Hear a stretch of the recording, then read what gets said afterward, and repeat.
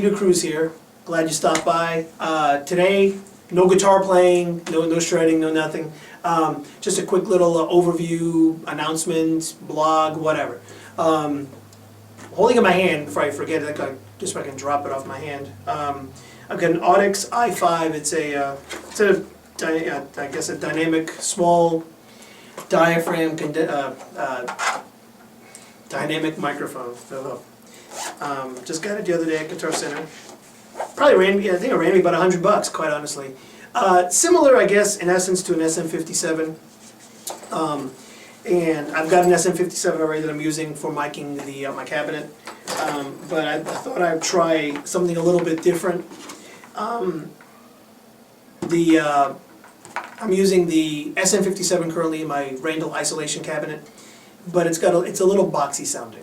So rather than mucking around with the EQ and software to tweak out the boxiness, this EQ curve on this one here is a little scooped in the mid-range. So I'm hoping that the offending frequencies are some of the ones that are scooped out with the microphone, and I'll be able to just put this in there, place it where I want, and record it, because I really don't want to be messing with different EQ curves in software, you know, with in my audio workstation to pull out the offending frequencies. I want to basically stick a microphone on it, record it, high pass it, low pass it, and I've got what I need. You know, that's what I believe. If you got crap going into your recording that you need to sit there and tweak or fix it in the mix, it ain't gonna work. At least that's my personal opinion on it.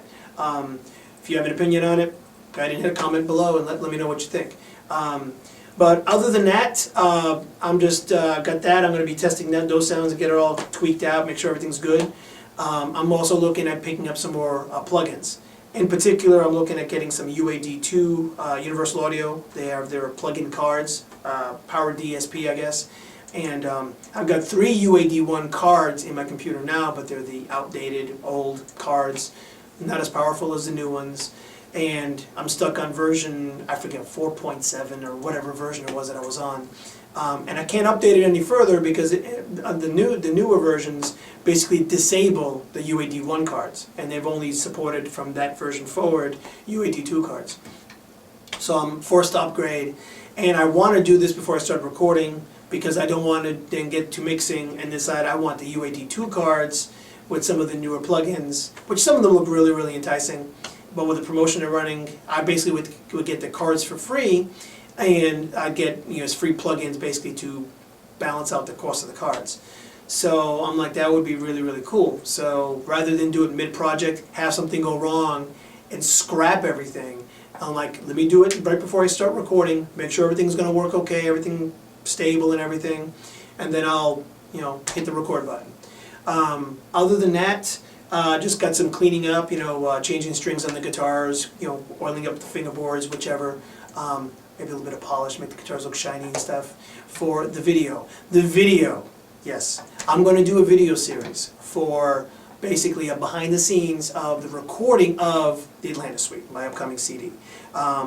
Basically, you know, I'll do some, you know, I'll have the camera running, you know, at various times during the recording process, you know, while I'm tracking guitars or bass. Maybe when I'm playing around with the drums and so forth. And at each stage that I do this recording, you know, you'll see me, you know, recording whatever, and I'll, you know, be like some bloopers or something or whatever.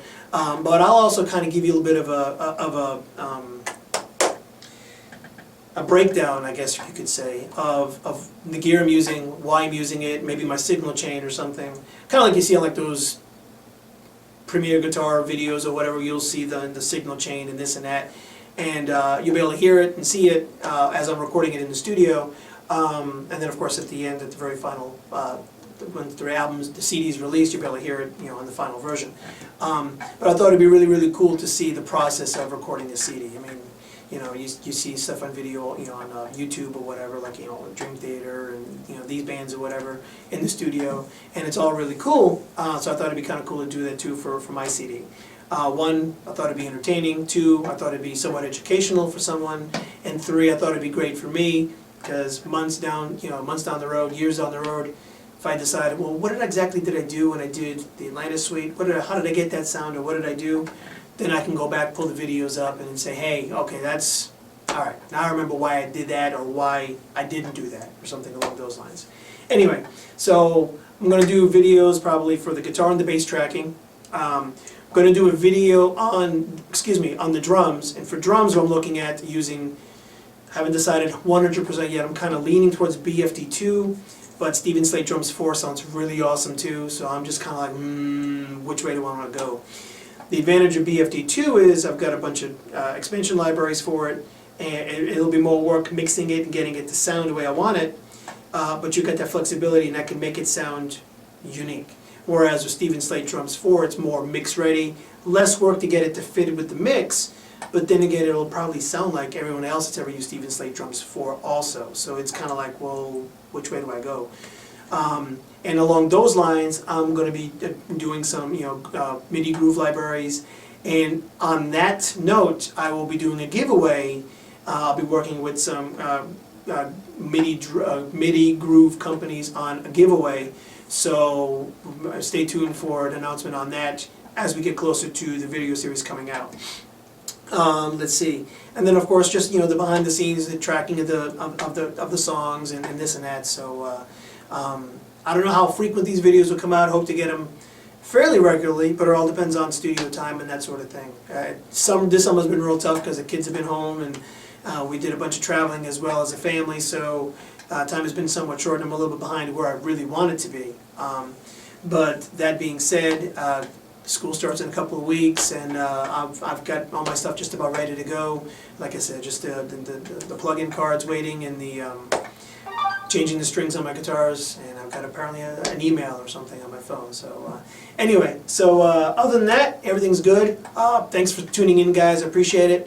If you haven't hit already, hit the subscribe button down below, because I'll give you a hint. For the upcoming giveaway, later when I announce it, you need to be a subscriber.